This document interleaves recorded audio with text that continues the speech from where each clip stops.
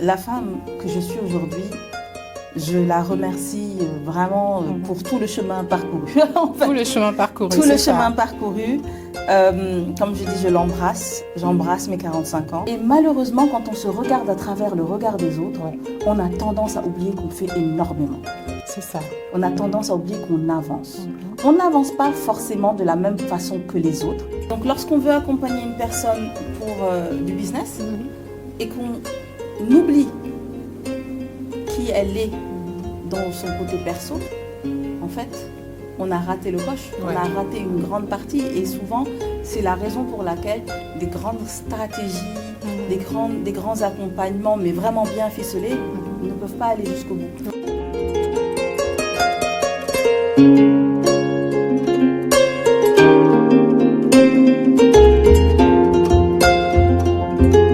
Bonjour, on l'appelle Madame Payette, mais Sagal Diop Traoré a un parcours bien plus riche et varié.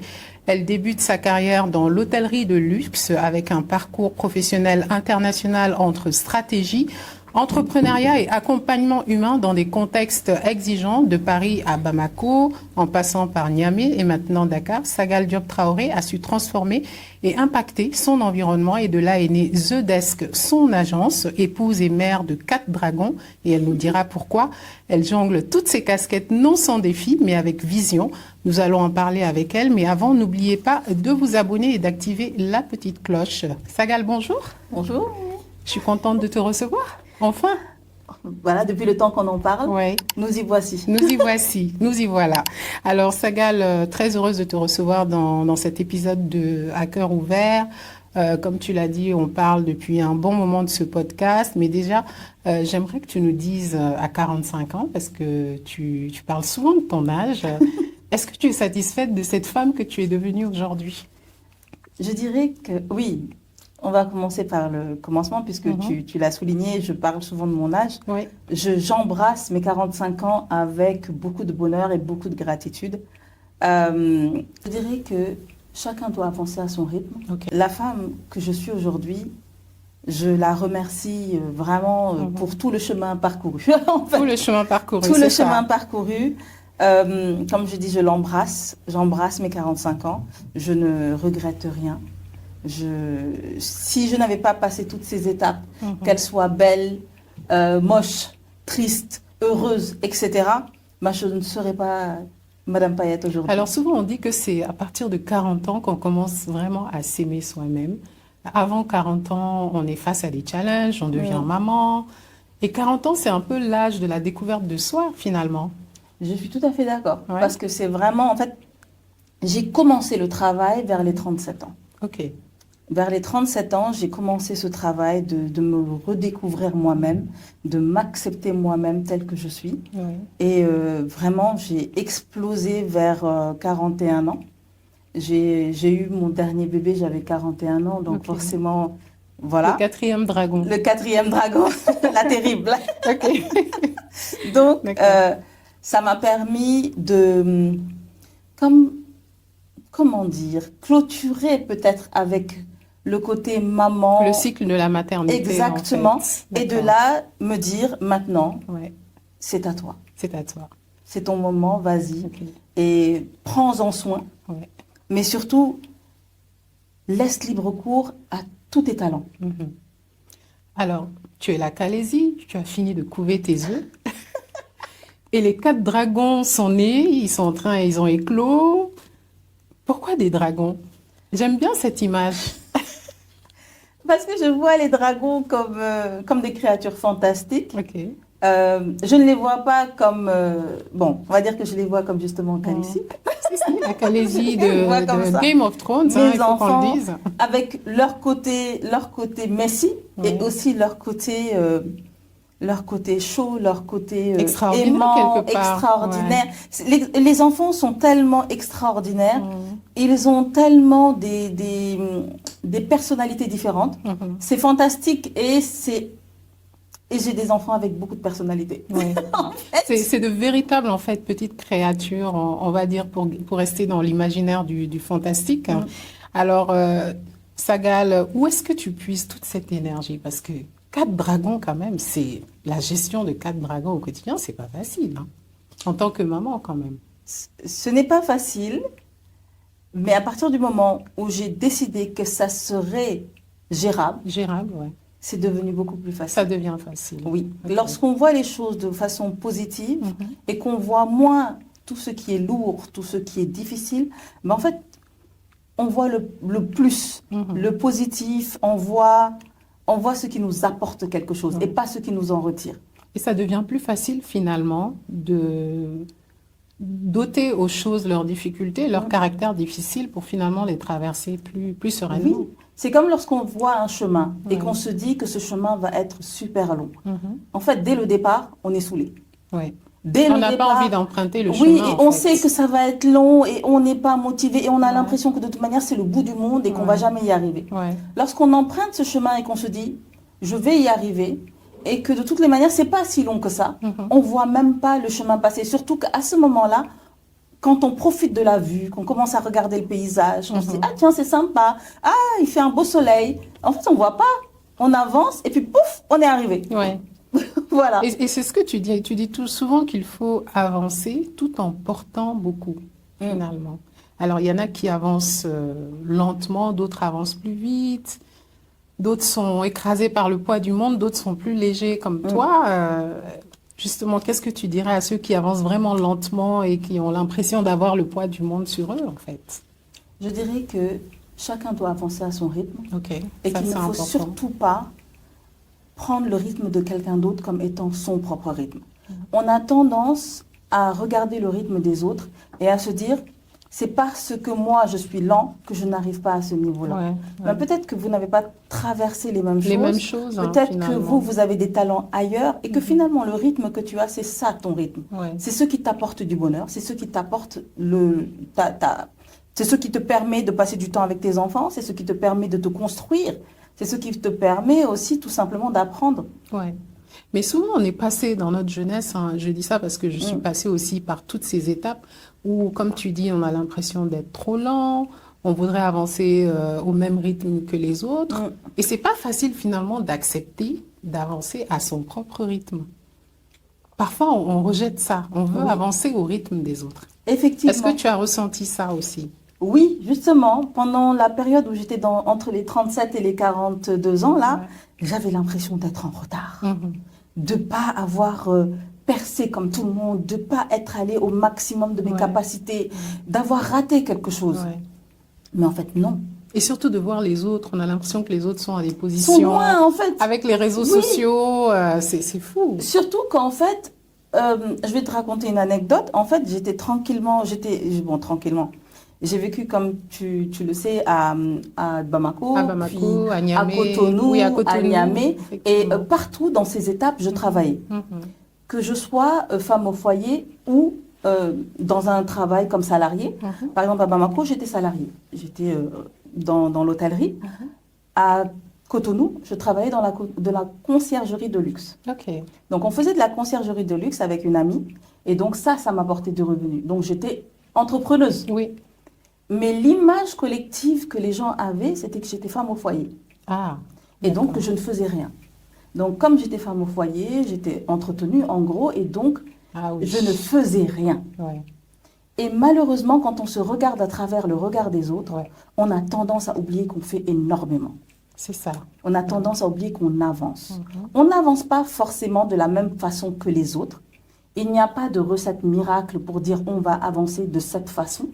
Il n'y a pas de façon universelle d'avancer, mais on avance. Et on avance, on se rend compte qu'on avance quand on arrête de se regarder à travers le regard des autres. À travers le regard des autres. Oui, les autres vous donnent l'impression que vous n'avancez pas assez vite. Parce qu'en fait, vous êtes le miroir de leurs incapacités, souvent. Ouais. Soit vous êtes le miroir de leurs incapacités, soit vous êtes ce qu'ils aimeraient être, mais qu'ils se disent ne pas être une bonne chose. Donc, toi, tu es bien dans ta position, mais eux, en fait, ça les dérange. pique. Alors que toi, finalement, tu n'as aucun souci avec ce que tu es en train de faire et à ton rythme. Mais et, les des autres, fois, et des fois, ils ne le font même pas par méchanceté. Ça, vraiment, c'est quelque chose à comprendre. Les gens ne le font pas forcément par méchanceté. Des fois, ils sont le fruit de ce qu'on leur a dit que la vie réussi était. Doit être. Ouais. Donc, ils ne font que perpétuer un cycle. C'est comme quand on était plus jeune. On nous disait, oui, tu dois être docteur, tu dois être médecin, tu dois être chirurgien, tu dois être ingénieur. Il fallait avoir des métiers qui étaient bien, entre guillemets. Entre guillemets. En fait, c'est les parents qui projetaient leur vision en fait, de l'avenir. Et certains de leurs enfants ont continué à projeter ça. Perpétrer. On est vraiment le fruit de ce que notre environnement, notre background, nos ancêtres, tout ça, ont mis en nous. Donc à nous de décider. Du coup, dans tout ça, il faut trouver son chemin. Ce qui n'est pas une chose facile, mais ce que j'aime bien, c'est quand souvent je lis tes posts sur LinkedIn, parce que tu fais beaucoup de conseils sur LinkedIn. Apprendre à dire non, apprendre à choisir. Le mot choisir revient souvent. Il faut choisir, finalement. Il faut choisir, il faut se choisir et savoir choisir ce que l'on veut. En fait, j'estime que dans la vie, il vaut mieux avoir des remords que des regrets. Pour moi, je ne sais pas si tout le monde peut comprendre la nuance, mais pour moi, les remords, c'est d'avoir tenté quelque chose qui n'a pas fonctionné. Et les regrets, c'est de se dire « et si ?» Et si j'avais fait ça? Et si j'avais? Et si, pour moi, c'est quelque chose... C'est dur. Je ne supporte pas ça. Donc moi, je suis la personne, une go-getter. Donc je vais tenter. Même si ça doit échouer. Même si ça doit échouer, je vais tenter. Je vais essayer. Très belle philosophie. J'y vais. Et après, on verra. Donc, je sais pas. Il ne faudrait pas arriver, en fait, le dernier jour, le jour où on va mourir et se dire, mais mince. Mince, j'aurais dû faire ça. Et puis, le pire, c'est quand tu te dis, c'est plus j'aurais dû, c'est j'aurais pu. J'aurais pu, Parce que tu sais que tu avais la capacité, mais tu n'as pas tenté. Et pourquoi tu n'as pas tenté? En fait, c'est comme les actes manqués. Et c'est vrai que c'est une sensation qui n'est pas du tout agréable. Et finalement, il faut choisir. Et se dire, bon, je suis pas allée à cette fête, mais c'est un choix volontaire. Exactement. Plutôt que de se dire, oh mince, j'ai pas été, j'aurais pu y aller. Et là, ça fait mal, en fait. Et souvent, on a tendance à vouloir rejeter la responsabilité du choix sur quelqu'un d'autre. Sur quelqu'un d'autre, Par exemple, vous allez dire, OK, est-ce que tu veux ce sac? Je voudrais choisir entre un sac bordeaux et un sac marron. J'ai pas envie d'avoir la responsabilité du choix parce qu'après, on ne sait pas s'il va aller avec vraiment et s'il va vraiment m'aller. Donc, tu vas dire à quelqu'un lequel tu préfères sur moi, lequel tu préférerais que je prenne. Mais en fait, quand tu fais ça, tu n'as pas choisi. Tu as dit à quelqu'un de choisir, pour toi. C'est vrai. Je peux comprendre qu'on demande à quelqu'un qu'est-ce que tu penses, quel sac m'irait le mieux. Et après, à ce moment-là, une fois que tu as pris son conseil, de décider en ton âme et conscience. Parce que après, viennent ça ne me va pas, j'aime pas finalement. Et des fois, on n'ose pas se l'avouer, on le garde en nous et c'est ça qui crée des petites tensions, ça crée des petites tensions frustrations. Internes, Or, peut-être que tu veux prendre un sac jaune, on va te dire, mais non, le jaune, ça va pas du tout avec mais oui, tout à fait. avis, mais c'est ce sac-là qui te plaît finalement. Exactement. Non, c'est intéressant. Alors, Sagal, on va parler maintenant de The Desk. The Desk, ton agence qui est née de tes cheminements personnels. Est-ce que c'est le point culminant de toutes tes expériences passées, The Desk? Est-ce que c'est comme l'aboutissement finalement de tous ces chemins que tu as empruntés? Alors, je dirais que ce n'est pas l'aboutissement de mon parcours. D'accord. The Desk, c'est le croisement de toute ma vie. Ok. C'est moi. D'accord. C'est mon parcours, c'est qui je suis aujourd'hui, c'est ce que je veux transmettre, ce que je veux donner, ce que je veux, comment je veux impacter. C'est ça, The Desk. D'accord. Donc, c'est en expérimentation, ça grandit, The Desk. Ça grandit, il est moi. The Desk, c'est moi, The Desk. Et pourquoi The Desk? Ce mot, c'est anglais, c'est voilà. Bon, déjà, je pense que mes années à Londres m'ont profondément changé. Marqué et changé. Marqué dans le sens où c'était une autre vision de voir l'être humain, une autre vision de voir le travail ensemble, la team, le travail d'équipe, c'était vraiment différent. La vie, l'acceptation de l'autre, la découverte de l'autre était très différente que dans ma vie en France. Donc j'ai découvert une autre facette d'un pays, enfin d'une capitale que je voyais à travers mes yeux très francophones, comme grise, les gens sont pas sympas, Ouais. ils Avec ont plein pas de clichés d'humour. dans la tête. Mais oui, plein de clichés. Et j'ai découvert que c'était totalement le contraire et j'ai adoré. Ouais. Mais j'ai Mais décidé de rentrer en d'accord. Afrique. Ok. Et donc voilà. Et je me suis perdue Ouh. dans ce que tu disais. Je sais plus D'accord, ce que tu es je rentrée disais. en Afrique et donc finalement, oui, tu as eu toutes ces expériences. Et comment justement tu crées The Desk? Comment tu décides? Tu te dis, bon, je crois que c'est à Dakar, le The Desk est né à Dakar. Oui, The Desk est né à Dakar. Il est né de mon expérience. Ok, J'ai l'habitude j'avais l'habitude depuis longtemps d'accompagner les gens sans savoir que ça s'appelait de l'accompagnement. ok. Quand quelqu'un se retrouvait en difficulté, ne savait pas quoi faire dans son entreprise, ah tiens, je sais pas, voilà tel employé, je ne sais pas trop comment fonctionner avec lui, je ne sais pas trop quoi faire, est-ce que j'observais la situation et j'arrivais à monter des stratégies et que je lui donnais. D'accord. Dans les produits, même le naming de produits, trouver le nom d'un Trouver produit. le nom d'un produit. Trouver un produit, réfléchir à un produit, à un nouveau produit. Ouais. Ben, en fait, chez moi, ça venait comme ça. J'arrivais Ouais. à le faire. Je pense que c'est l'hôtellerie, parce Ouais. que l'hôtellerie, tu es obligé, c'est de la réaction, mais Ouais. aussi de l'action. Ok. Donc, on est proactif et réactif en hôtellerie. Donc, tu passes ton temps à réfléchir à des stratégies. À trouver des Et solutions, en fait. Oui, et en tenter. Ouais. C'est pas c'est du D'accord. maintenant, tout de suite. C'est tout de suite, ouais. Voilà. Ok. Et The Desk est venu du fait que c'était le bureau. Ok. C'est vraiment la traduction littérale, la c'était le littérale, bureau. ouais. Je suis dans un bureau et je vous réponds. Mhm. Et c'est un bureau accueillant. Ok. C'est pas le bureau Classique, froid, non. et voilà. Et c'est pour ça que les couleurs, tout est là. Et le côté de desk Madame Payette, Ouais. c'est vraiment moi, ces deux côtés-là. Le côté stratégie qui peut être très, très carré, mais en même temps, le côté de la baguette magique avec les, avec les paillettes. Effectivement, et les couleurs sont belles, c'est des couleurs rouges, vif, bordeaux, et donc tu as en fait devant, c'est Madame Payette, comme tu dis, cette femme très pétillante. C'est venu d'où Madame Payette? C'est toi qui as trouvé ou c'est quelqu'un qui t'a dit tu es Madame Payette? En fait, je disais toujours mettez des paillettes dans vos vies. Ok. Mettez des paillettes dans vos vies. La vie sans paillettes, c'est pas une vie intéressante. C'est Et je triste. disais toujours que je parle pas des paillettes qui sont superficielles. C'est pas le bling bling quoi. Non, C'est pas c'est mettre de la vie, mettre de la joie, des arcs-en-ciel, des licornes, mettre du mouvement dans sa vie et du mouvement plein de couleurs, plein qui jaillit. D'accord. Vraiment de la vie, du mouvement. Ouais. Et surtout de la magie. D'accord. Alors Sagal, donc avec le desk, tu accompagnes des femmes entrepreneurs, des cadres, des créatives, dont la vie professionnelle et personnelle avance rarement chacun de leur côté. Oui, en fait, chez les femmes, les deux sont liés. Oui. Elles sont le même fil. Mhm. Il n'y a pas deux vies parallèles. D'accord. La femme, je pense, l'homme dira que c'est la même chose, mais on va se concentrer sur la femme. La femme a sa vie professionnelle et sa vie personnelle qui sont le même fil en fait. Oui. Et moi, je travaille ce fil. Ok. Je travaille la femme dans son entièreté, dans sa vie entière. Je ne considère pas je ne pense pas et je ne trouve pas qu'une femme, à 18h, quand elle rentre chez elle, elle devient une autre femme. D'accord. C'est la même personne. C'est la même personne. C'est la même personne. C'est la même personne qui est au bureau Mhm. et en train de réfléchir à comment elle va s'occuper du kilo d'oignons. Mhm. Parce qu'on vient de l'appeler pour lui dire qu'il n'y a plus d'oignons à la maison. Ouais. Et pendant le travail. Pendant le travail, elle gère. Pendant le C'est vrai, travail, c'est fou tout ce qu'on gère. mais oui, pendant le travail, on lui dit que ah tiens, le chauffeur doit s'absenter Ouais. et qu'il faut maintenant jouer à Tetris pour savoir comment gérer le pick-up des enfants à l'école. Ça fait partie, c'est la même vie. Mhm.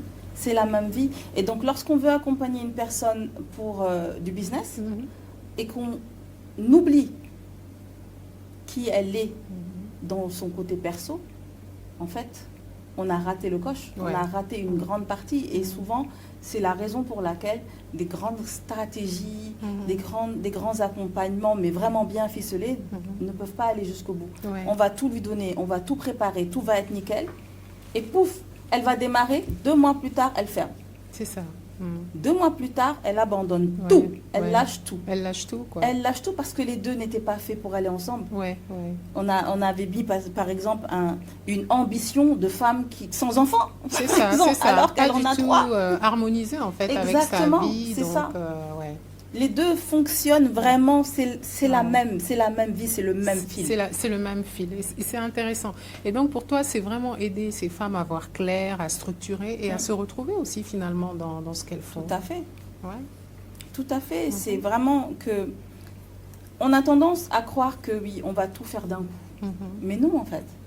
On doit d'abord clarifier la situation. Qu'est-ce que tu vois? Nommer tout ce qui construit ta vie. Tout à fait. Ensuite, on peut structurer. Et une fois que tout est structuré, elle peut se retrouver. D'accord. On va parler de cette structuration quand on va parler du planner, parce que je crois que c'est l'outil qui va nous aider, nous, à nous structurer. Alors, comment se passent justement ces séances d'accompagnement? Ces femmes-là, comment tu les identifies? Elles viennent vers toi? Comment ça se passe?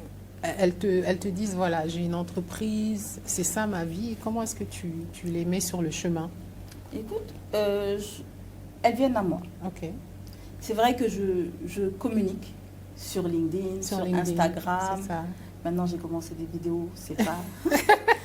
Non, elles sont super. Hein. Allez voir les vidéos sur sa page. C'est top. Bon, je suis sortie de ma zone de confort, hein, parce que vraiment, je parle comme ça dans la vraie vie, Ouais. mais le fait de devoir filmer, ça a été vraiment... Ouais, ça n'a pas été facile, mais je suis arrivée. Oui, oui.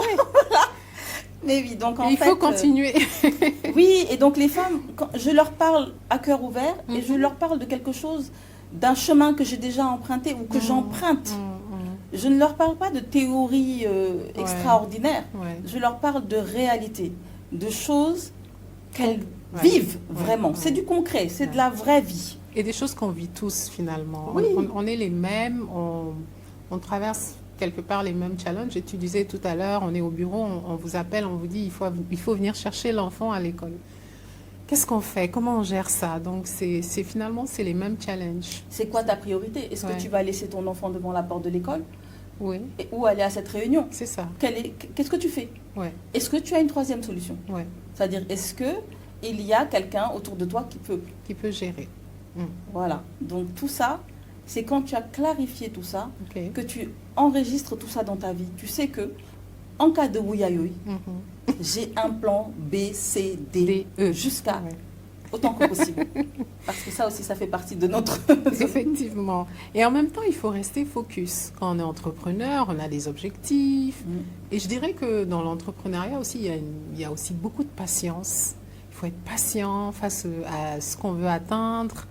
Et l'un des grands défis, je trouve, des femmes entrepreneurs, c'est finalement de savoir prioriser, hiérarchiser et rester focus. C'est pas facile. Oui. Je dirais que déjà, quand on parle de hiérarchiser, je n'appellerai pas ça hiérarchiser. J'appellerai ça séquencer. Séquencer, d'accord. Séquencer. Okay. C'est beaucoup plus doux finalement de séquencer. Parce que hiérarchiser, c'est de dire c'est donner une importance Exactement.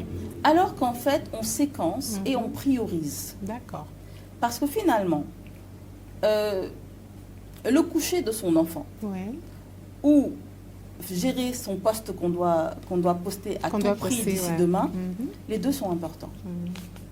Mais on va pas les hiérarchiser, on va les séquencer dans un planning.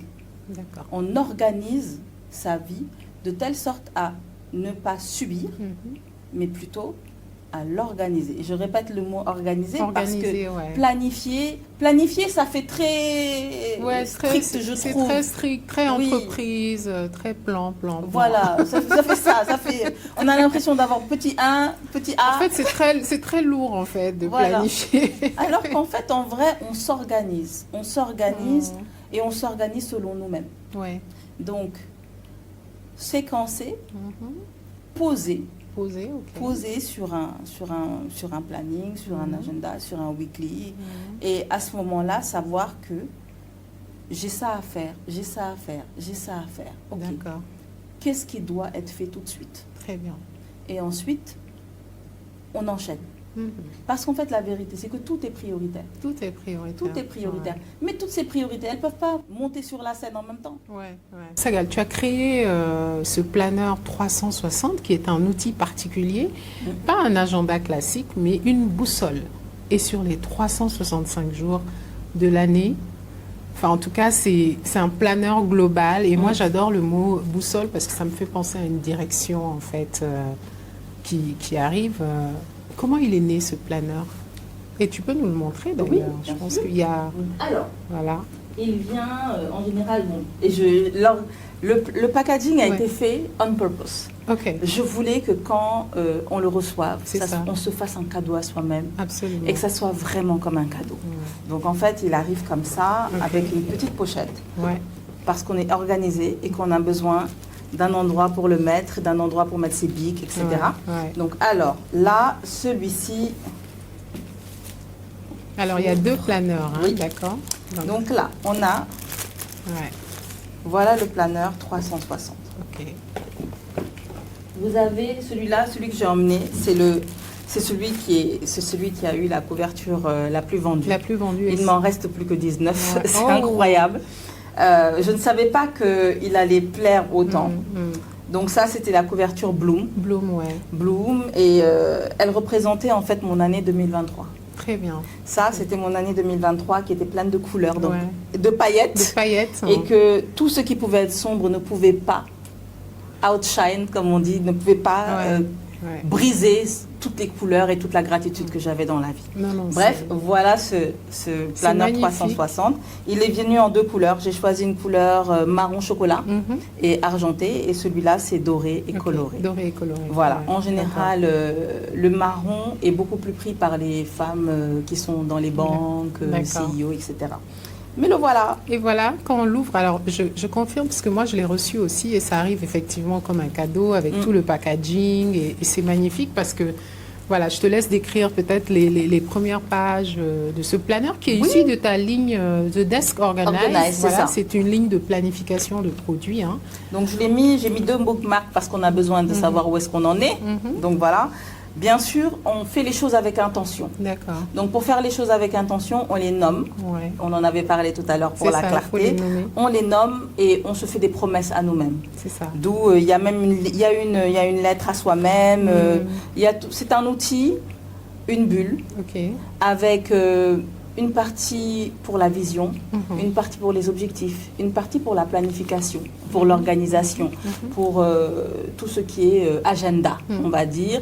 Il y a une partie maison aussi, et une partie objectif et même des astuces. Pour comment s'organiser chez soi. Moi, ce que j'ai aimé, c'était la petite flamme qu'il fallait colorier. Ah oui. C'était intéressant d'avoir cette flamme qui finalement donne notre état mental, hein, les couleurs qu'on choisit, parce qu'on a une vision board, c'est-à-dire c'est le tableau, voilà. La flamme, voilà. Exactement, cette fameuse flamme qu'il faut colorier. Oui. On la colorie au début de l'agenda et on la recolorie à la fin. Parce qu'il y en a une au début et il y en a une autre à la fin. Ah, d'accord. Donc là, c'est la flamme telle qu'elle est. Et cette flamme, elle représente ta vie. Donc, comment est ta vie aujourd'hui où tu démarres? Très bien. Et après, comment sera ta vie à la fin, quand tu finis? D'accord. Donc, voilà. En tout cas, c'est un bel objet. Et si vous ne l'avez pas encore commandé, il en reste 19. Sagal, en tout cas, c'est un très bel outil et comme je disais, c'est pas comme les agendas classiques où voilà, on a les dates, on peut remplacer les feuilles, donc il devient pas obsolète le 31 décembre. C'était ça en fait. Je tenais vraiment à ce que ça soit pratique. Voilà, pratique. Donc en fait, pour moi, le but était que chaque personne puisse l'utiliser, quel que soit le moment de l'année où il l'utilise. Ok. Si par exemple vous prenez le planeur maintenant, vous arrivez votre premier jour, votre premier mois, c'est le mois dans lequel vous êtes. C'est ça. Moi j'ai des semaines où j'ai 2 jours. Et j'enlève les pages que je n'ai pas utilisées. Exactement. Et donc j'ai des semaines de 2 jours, j'ai des mois de 2 semaines. C'est ça. Il me correspond. Il vit selon mes envies. C'est ma bulle à moi et pas, je ne la subis pas. C'est ce qu'on disait, c'est ton rythme en fait. C'est pas le rythme des autres, c'est pas le rythme où alors lundi il faut faire ça, mardi il faut que je fasse ça. Et Et c'est ce dont tu parles quand tu parles de clarté mentale. Finalement, il faut clarifier, il faut avoir une vraie clarté mentale. On ouvre un robinet et on vide. D'accord. Et justement, il y a un autre mot aussi qui revient beaucoup dans tes posts, c'est l'espace.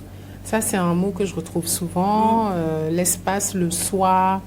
Est-ce que nous, finalement, les femmes, on manque d'espace? Si on regarde bien, on s'imbrique dans les espaces des autres. Ok. On s'imbrique, on est dans l'espace du mari. Ouais. On est dans l'espace de la famille. On Des est dans enfants. l'espace des enfants. Ouais. Mais pourquoi ne pas avoir notre propre espace? Ouais. On le mérite. Ouais. Et on a tendance à s'oublier en étant dans l'espace des autres. Et pour moi, en fait, le planner, c'est un espace. Moi, je le prends vraiment comme une espèce de journal où j'écris. Et même ce que j'ai pas pu faire, je le dis dans le planner. Je dis, bon, j'avais décidé de faire ça demain. Finalement, ça n'a pas pu se faire. Donc, il y a des ratés, quoi. Donc, tous ces ratés-là, je les écris. Et pour moi, voilà, c'est l'espace où je suis indulgente, en fait, avec moi-même. Et c'est très important, finalement. Alors, Sagal, tu enseignes aussi. Il faut qu'on le dise. Tu enseignes. Ça t'apporte quoi, le fait de transmettre aux autres? Ça, écoute, j'y gagne beaucoup d'humilité. Ok. Pourquoi? Parce que les élèves sont tous différents. Quand on enseigne, on apprend à apprendre encore. Ok.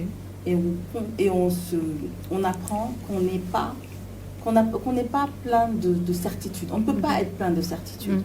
On va nous questionner, on va nous interroger, on va mettre ce que nous on dit, les élèves vont mettre ce que nous on dit en doute. Et en vérité, on a quelque part la responsabilité d'apprendre à ces personnes-là qui vont être les cadres de demain, un savoir. Ok. Et ça, pour moi, c'est quelque chose d'impactant, oui, mais je l'ai pris comme une grande responsabilité de leur apprendre des choses que moi, je n'ai peut-être pas eues. Donc, mon enseignement, il n'est pas juste, oui, sur la théorie. Je suis 360 encore. Je leur apprends beaucoup de choses sur qui ils sont. Qui ils sont, ouais. Qui ils pourraient être. Ok. Je leur montre, j'essaie toujours de leur donner beaucoup d'espoir et beaucoup d'ambition. Ouais. Et je me rends compte qu'il y a des élèves qui ont énormément d'ambition. Et justement, le fait de ne pas avoir de certitude, de briser ce point de certitude, que quand on voit telle personne, il est comme si telle personne est comme ça.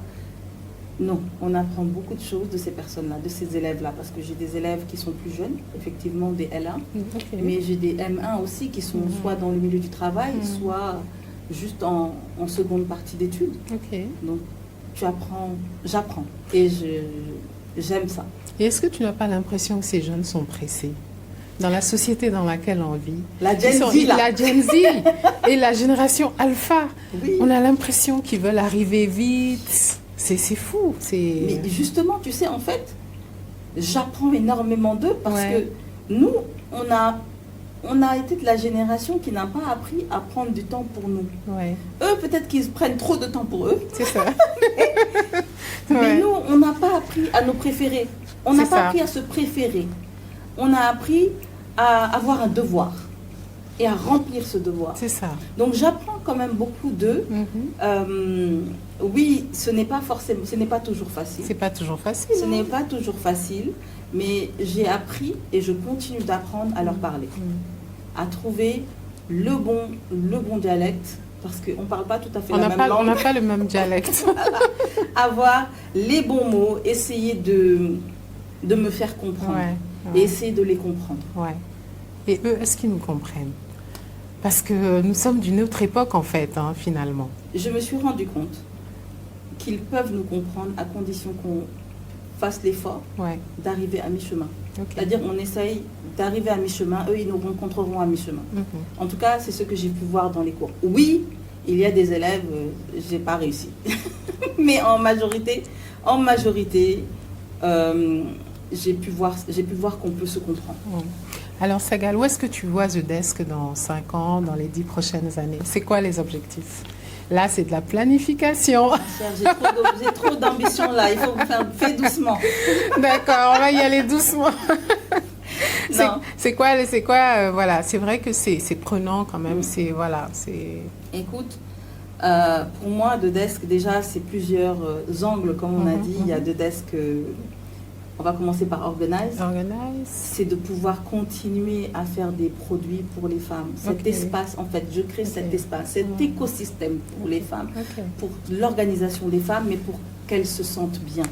Donc là, par exemple, j'ai travaillé, tous ceux qui ont reçu le planeur ont senti cette odeur qu'il y a eu, c'était la signature olfactive sur laquelle j'ai travaillé avec une designer olfactive. Et donc là, ça sera l'un des prochains produits, le parfum. Sortir excellent, un parfum. Et donc voilà. Donc vraiment, comme je dis, c'est un écosystème. C'est vraiment pouvoir offrir aux femmes tout ce qui serait efficace pour leur bulle. Donc ça serait continuer à sortir des produits de planification, mais aussi des produits pour qu'elles se sentent bien et qu'elles se sentent elles-mêmes. Et finalement, ça commence par soi aussi. Voilà. D'accord. Ensuite, sur The Desk Consult, donc pour le consulting, l'accompagnement, ce serait de continuer à accompagner des femmes autant que je peux.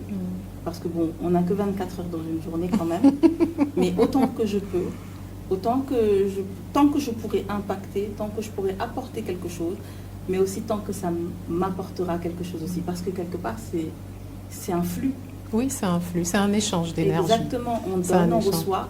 Et donc, moi je me suis fait la promesse que le jour où ça ne m'intéressera plus, où ça ne me fera plus palpiter, que ça ne m'apportera plus... Quand il n'y aura plus de paillettes. Il n'y aura plus de paillettes et plus d'énergie positive là-dessus, j'arrêterai. Ouais, et tu feras autre chose. Voilà, et je n'ai pas peur de faire autre chose. Alors, Sagal, pourquoi pas les hommes aussi? Parce que, d'accord, tu accompagnes les femmes, mais ces messieurs, est-ce que des fois ils reviennent en disant « mais c'est génial ce que tu fais, ma femme est épanouie ». Oui, j'ai des personnes, j'ai eu d'ailleurs à accompagner un homme une fois, c'était pas prévu. Mais il a dit non, moi je m'en fiche, oui, moi non, c'est bon, moi j'aime bien ton type d'accompagnement. Il m'intéresse, ce qui m'intéresse c'est le fond, et le fond me convient, je sais que tu n'as qu'à t'adapter. Ben oui. Et voilà, et je me suis adaptée, ouvert finalement. Mais en vrai, c'est que je voulais vraiment, focus sur les femmes. Je ne sais pas si c'est le fait, j'avoue que, toi tu connais ma grand-mère, elle s'est battue pour les femmes, et peut-être que ça m'a touchée. Ça a une influence, c'est une inspiration. Exactement, cette lutte pour les femmes, pour pouvoir leur donner quelque chose, les impacter positivement, et leur donner quelque part une autonomie. Parce que ça, une fois que tu arrives à pouvoir penser, tu es en paix. C'est ça. Et cette dame, c'est Sira Diop, il faut le dire, et on lui rend hommage également. Alors, Sagal, on va passer au questionnaire inattendu. Tu es prête? Je t'écoute. Shoot. D'accord. Alors, quel est ton premier geste le matin? Je regarde mon vision board. En fait, c'est pas le téléphone? Je l'ai placé de telle sorte à ce que quand j'ouvre les yeux, je le vois. En fait, il est collé au mur comme ça. Donc, dès que j'ouvre les yeux comme ça, j'ouvre les yeux, je le vois. Je l'ai positionné de façon méthodique. Je le vois. Et ensuite, le téléphone.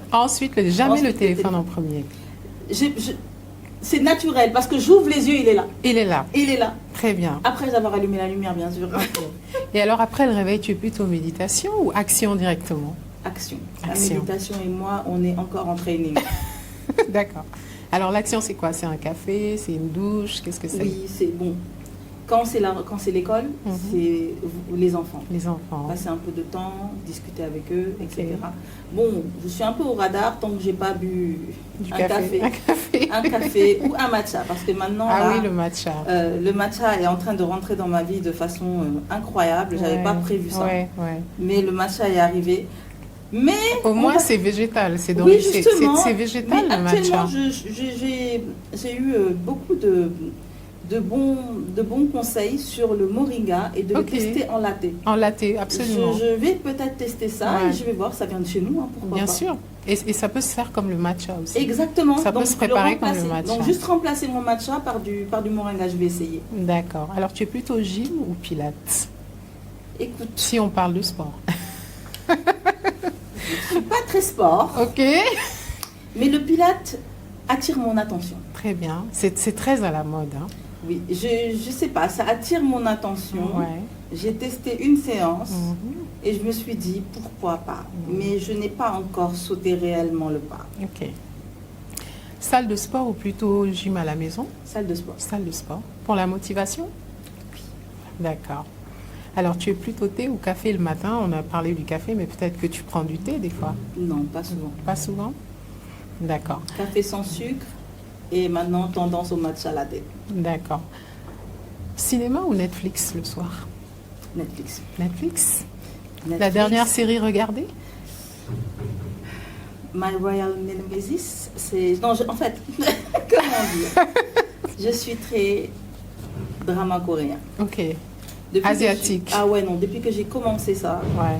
j'ai du mal à regarder d'autres séries. D'accord. Et surtout celles qui m'emmènent ailleurs, là, celles qui m'emmènent dans leur histoire, Ouais, ouais. dans Dans le un autre fantastique. univers, dans un autre Ah oui, non, univers. là, je suis cliente. D'accord. Qu'est-ce qui te stresse, Sagal? Alors, on n'a pas l'air comme ça, mais je suis quelqu'un qui peut être très stressé. Ok. Mais je travaille là-dessus. Ok. Je suis un peu contrôle freak, mais Ok. je travaille là-dessus. Hmm. J'ai beaucoup évolué à ce niveau, et donc maintenant, ce qui me stresse, c'est quand je vois un appel de l'école. Ah oui. Ça, dès que Ça, je c'est vois stressant, un je appel de confirme. l'école, je panique. Je crois que c'est toutes les mamans qui Dès que vivent je ça. vois écrit le nom du lycée de mes enfants sur le téléphone, j'ai un petit boum. Qu'est-ce qui se passe? Qu'est-ce qui se passe? Qu'est-ce qui se passe? Alors, je suis très énervée quand c'est pour me dire que ma fille a oublié un livre. Ah oui, là, vraiment, c'est... D'accord. Et qu'est-ce qui te détend au contraire? Les séries coréennes. Ok, les séries coréennes. Est-ce que parfois tu ne fais rien du tout? Oui, ça m'arrive. Ça arrive. Ça m'arrive. Bon, je n'ai pas la capacité, l'habilité des hommes de ne penser à rien. Ah, Ça, pour moi, c'est un super skill que j'aimerais bien gagner, franchement. mais je ne l'ai pas. Ouais. Mais oui, juste m'affaler dans un canapé, ça, je sais faire. Ok. Mais j'essaie de... Enfin, je me force à l'avoir. C'est-à-dire Ok. que je le crée dans mon agenda. J'ai un bloc pour ça. Ok. Si tu étais un animal, lequel serais-tu? Une licorne. Une licorne, voilà. Je savais que ce serait la licorne. Il faut que tu nous parles de cet amour pour la licorne, finalement. C'est une créature magnifique, Ouais, fantastique. ok. On ne l'a pas vue, mais on y croit. On y croit. D'accord. Finalement, Sagal, le bonheur pour toi, c'est quoi? La paix. Ok. La paix du cœur, la paix de l'esprit. La paix dans son ensemble, la paix du cœur. Et je trouve que la paix, elle va avec l'amour. D'accord. L'amour de soi, l'amour des autres, Ok. l'amour du temps passé, l'amour de Dieu, Mhm. l'amour de la vie. Mhm. Voilà. D'accord. Qu'est-ce que tu dirais à la Sagal d'il y a 20 ans si tu pouvais lui donner un conseil? Continue. Continue. Continue. Tu n'as pas tort. Tu n'es pas en train, tu ne t'es pas trompé. Mhm. Tu n'es pas en train de faire des choses au hasard. Tu es en pleine cohérence. Ok. C'est pas parce que les gens ne comprennent pas ce que tu fais Mhm. que tu n'es pas sur le bon chemin. D'accord. Je lui dirais aussi qu'elle n'est pas en retard, Mhm. qu'elle est à son rythme et surtout que je ne regrette rien de ce qu'elle a fait. Et moi, je retiens, personne n'est en retard finalement, il faut suivre son chemin personnel. Sagal, merci pour ta présence, merci pour l'inspiration et surtout ce planeur magnifique que je vous invite à commander immédiatement et surtout aller sur les pages LinkedIn, les pages Instagram de Sagal, de Madame Payette, de The Desk. Il y a énormément de conseils, énormément de belles choses à lire. Et c'est un plaisir de te recevoir. Merci beaucoup pour cette invitation. Ok. On a mis le temps, Oui, mais on y est arrivé. on y est arrivé. On y est arrivé. Voilà. Et donc c'était un très très beau moment. Merci beaucoup. Merci à toi. Si vous avez aimé cet épisode, n'oubliez pas de vous abonner sur la page YouTube de À Cœur Ouvert. Merci et à bientôt pour un prochain épisode.